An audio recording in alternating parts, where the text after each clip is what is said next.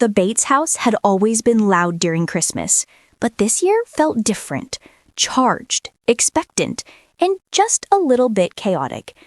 The family had gathered early at Gil and Kelly's Tennessee home, where twinkling lights wrapped every railing and cinnamon hung thick in the air. But beneath the festive cheer, three sisters carried stories that would shape the night in ways no one expected. Josie's Christmas surprise. Josie Balka had been quiet all day, her hands gently resting over her belly as she helped decorate gingerbread cookies with willow and hazel. She kept stepping away from the noise, breathing deeply, smiling at something no one else could quite understand. It was Carlin who noticed first. "Josie, are you okay? You look like you're hiding something huge," she whispered, squinting at her sister's glowing face. Josie blushed, eyes sparkling like the string lights behind her. "I wasn't planning to say anything tonight, but yes, there is something." The room fell silent when Kelton walked in carrying a small wrapped box. "Should we tell them?" he asked softly. Josie nodded. Kelton handed the box to Kelly. Inside was a tiny pair of red baby booties with little snowflakes stitched across the toes. Kelly gasped, "Are you Josie?" Josie laughed, tears streaming. "Yes, baby number 3 is coming, and we found out on December 1st, our own Christmas miracle." The living room erupted in cheers. Gil scooped her into a hug, and the sisters swarmed her instantly. Josie breathed in the warmth around her, relieved. This was exactly the magic she'd hoped Christmas would bring. But across the room, Katie Clark had slipped away onto the back porch, her breath fogging in the cold air. While everyone celebrated Josie's announcement, Katie wrestled with the emotions she had been stuffing down all week. Travis stepped out behind her. "Katie, you okay?" She turned, eyes shimmering. "I don't want to ruin the night."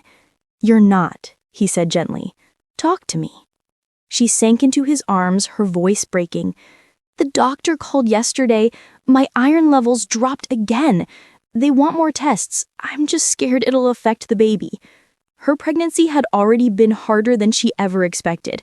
The dizziness, the hospital check-ins, the exhaustion that sometimes stole her breath. It was overwhelming. And tonight, surrounded by joy, she felt guilty for not having the same peace. Travis held her hands. "We'll get through this. You and our baby are fighters." His voice cracked too, and that made her cry harder. But this time, in relief. Inside, Kelly noticed the missing pair and stepped out just in time to pull Katie into the softest, warmest motherly hug. "You're not alone, sweetheart. We're with you every step." Katie finally exhaled. That was all she needed.